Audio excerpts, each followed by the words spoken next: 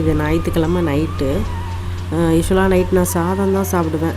ஒரு பக்கம் சாதம் வச்சுட்டு அதுக்கப்புறம் எங்கள் ஊர் சைட்லாம் கொஞ்சம் ஃபேமஸான புளி மிளகா துவையல் மாதிரி பண்ணுவாங்க. அது என்ன அப்படின்னா, கத்திரிக்காய், வெங்காயம், தக்காளி, பச்சை மிளகாய் இதெல்லாம் போட்டு வேக வச்சுக்கணும். வேக வச்சுட்டு அதுக்கப்புறம் கொஞ்சம் நல்லா மசியல் மாதிரி கடைஞ்சி விட்டுட்டு அகைன் அதை வந்து வெங்காயம் போட்டு கருவேப்பிலை, பட்டை வத்தல் போட்டு தாளிப்பாங்க. அது சாப்பிட்டு கூட நல்லா செம்மையாக நல்லாயிருக்கும். ஸோ அதுதான் ப்ரிப்பேர் பண்ணிட்டுருந்தேன். ப்ரிப்பேர் பண்ணிவிட்டு யூஸ்வலாக நம்ம ஒரு ஒர்க்கிங் உமனாக இருக்கோன்னா நம்மளுக்கு ஒரு ரொட்டீனாகவே ஃபாலோ பண்ண முடியாது. குழந்தைங்கள பார்க்கணும், ஹஸ்பண்ட் பார்க்கணும், ப்ளஸ் வீடை பார்க்கணும், வீடை க்ளீன் பண்ணணும்.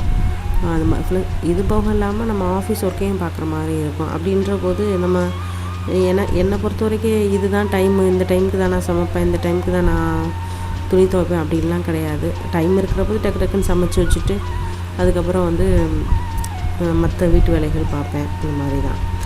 இப்போ ஒன் சைடு வந்து அந்த கத்திரிக்காய் அதுக்கு வெந்துட்டு இருந்தது. இப்போ மறுபடியும் எண்ணெய், கடுகு, சீரகம், வெங்காயம், கருவேப்பிலை, வரமிளகா எல்லாம் போட்டு பொன்னிறமாக வெந்த பின்னாடி நம்ம ஒரு சைடு நம்ம வேக வச்சோம் இல்லையா, அதை எடுத்து இதில் தாளித்து கொட்டிடணும்.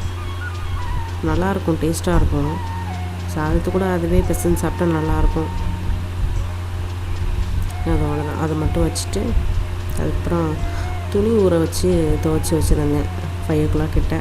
அதை எடுத்து காய போட்டுட்ருந்தேன். அதை தான் இப்போ காய போட்டு முடிச்சுட்டு தான் இனிமேல் தான் சாப்பிடணும். தேங்க்யூ.